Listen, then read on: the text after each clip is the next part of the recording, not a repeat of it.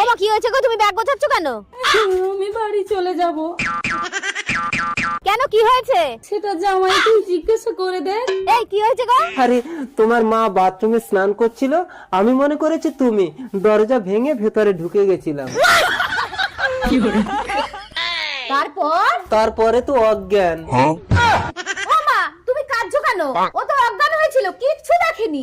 আরে মুখ পুরি জামাই অজ্ঞান হয়নি, আমি অজ্ঞান হয়ে গেছিলাম। তারপরে তো আমিও অজ্ঞান। তারপর জ্ঞান ফিরে জামাইয়ের বুকে কান পেতে শুনি জামাইয়ের ধুকধুকানি বন্ধ। তারপর তোর শীতের সিঁদুর বাঁচানোর জন্য জামাইয়ের মুখে মুখ দিয়ে দম দিতে হলো। खत्म। দম দাও মুখে দম দাও।